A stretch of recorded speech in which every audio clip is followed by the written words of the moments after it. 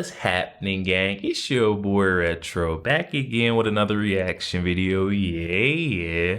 Today we got another huge update. Now you guys could probably already tell it is going down. Just by that title alone, definitely gonna want to see this one, as we got that Fox News The 5 host Jessica Tarlov back at it again, folks. Her Trump derangement syndrome symptoms are through the roof in this newest segment, guys. I'm telling you right now, she is tiptoeing and dancing on that fine line, getting booted off this show in this newest update. I'm excited to get into it, guys. So we're gonna hop straight into it. So make sure you guys hit that like button, hit that subscribe button. Before we even get into it, you guys, hit that like button, also hit that subscribe button for your boy. And without further ado, let's jump straight into it, folks. Check this one out.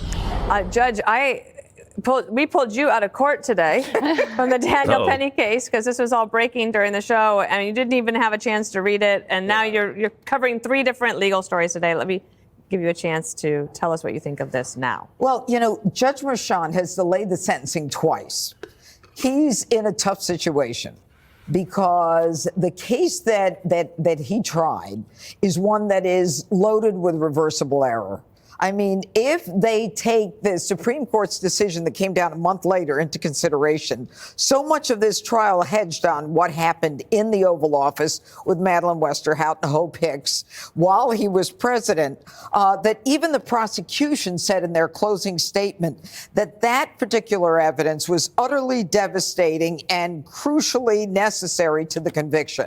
This is what the prosecution said, that kind of testimony that occurred from the Oval Office. So that's almost an admission that there is reversible error in this thing. So now what you have is both the prosecution and defense, they're both looking to adjourn. So the prosecution has to balance the competing interest of the state, and then you've got the presidency. And the defense wants to throw out the case and avoid, all of the conviction attributable to a president. But Andy McCarthy said something interesting today that I haven't heard anyone say. And that is that the president, Donald Trump, president-elect, is not yet convicted. And I said this a few months ago when somebody laughed at me and said, nobody cares about that. You're not technically convicted until you're sentenced. So if this thing is reversed and thrown out on a 330 motion to vacate by Judge Merchan, then that's the end of it. He's free. Or you let it go on appeal. But when is the appeal? He's going to be in the Oval Office. Right. So this thing is like just hanging for the next 4 years. And I think that what the president would prefer is an out-and-out ruling by the Supreme Court. Judge Anine coming straight out of court to call it exactly how it is. Judge Juan Merchan knows he's crooked, and he knows he should not have allowed Alvin Bragg to use his court in the manner that he did. I'm still trying to figure out what the charges are against Donald Trump. You know, they were trying to say that he's a convicted felon and, he should never serve. But I want to know the charges, though, guys. We still haven't got a clear line of charges against Donald Trump in this case. Yeah, like why, Jesse, hold it over his head? It does, to me, feel like a little bit of an easy way out, that you didn't have to make a decision. They're looking for an off-ramp if they're good people. I don't know if they're good people, but he has the immunity ruling, and he has the fact that you can't go after a sitting president. So it's right there for him to just knock this thing down and do the right thing. Will he do it? I have no idea if he'll do it or not. I know Bragg is probably trying to save face, but he could just be as malicious. I don't know. I know Tish James doesn't seem to be as conducting an offensive campaign against Trump. She looks to be more defensive. She might be worried about maybe the Department of Justice or the House Republicans investigating her, maybe bringing her in to testify, maybe hitting her with prosecutorial misconduct, malicious prosecution, wondering what she was doing, if she was colluding with the Biden Justice Department. That's something that the White House and the Department of Justice and the House Republicans, they're going to have to decide if they want to go there. And they could if they want. That's not revenge, Jessica. That's accountability. Now, it's weaponization. Don't you dare. She's also probably going to be suing the Trump administration over illegals and the environment. They all are going to do that. But Trump's in a different position now because he's going to control all this money. And he had a phone call with Hochul the other day, and he wants to make New York City as beautiful as it should be.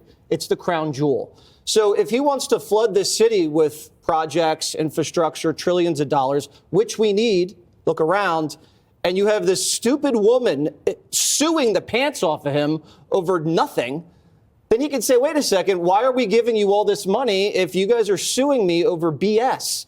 And the power brokers in New York who control Tish James's political career going forward, they could say, lady, knock it off. We have bigger fish to fry. Jessica, better for Jesse Waters laying out a great point. Tish James better. That's why she's treading so lightly. You don't hear her on the offense about Donald Trump anymore. That Letitia James is trying to save her hide at this point because she knows she's got herself in way too deep and she's trying to backtrack. Similar to what Juan Mershon and Alvin Bragg should do in this whole, Stormy Daniels case. Just doesn't make sense. Jessica, better for Democrats to have a clean slate and move on or keep this going? There's definitely a large faction of Democrats that just want this to end, especially this particular case, the New York case, which was always seen as weaker than other ones. And it looks like, Jack Smith, it's just going to go away. Trump could pardon himself anyway if he ever got a conviction for that. It wouldn't happen before he took office. In Georgia, he couldn't self-pardon, but that's also going to be delayed. And what are you going to do? You're going to start trying him at 82, 83 years old when he finishes his term. That's not going to happen. But what I do think is important to consider in all of this is that just because he won the election didn't mean that he didn't do the crimes that he is accused of. And that grand. Oh my good guys, that right there, it lays out the Trump derangement syndrome. I'm telling you right now. And just because the guy was indicted doesn't mean he was guilty. Jessica Tarlov, what type of point are you trying to make right now?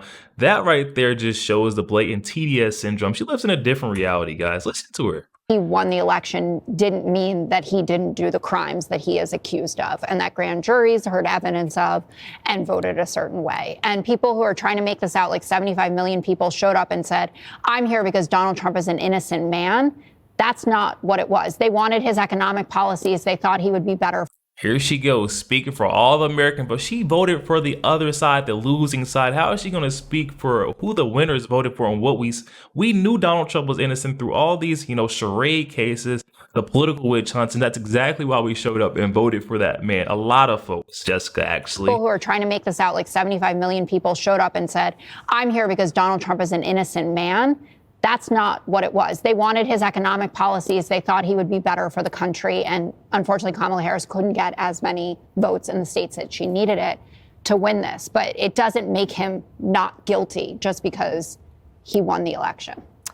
But Democrats wanted the lawfare issues to be the thing that sunk Trump so that they didn't have to run against the policies. Yeah, so just keep going with this. It really worked out well for you. Right. You wonder if he lost, would they still be doing it? No, they got rid of him. This whole thing was to get rid of him. I feel like we're arguing about the recent World Series. We already know who won.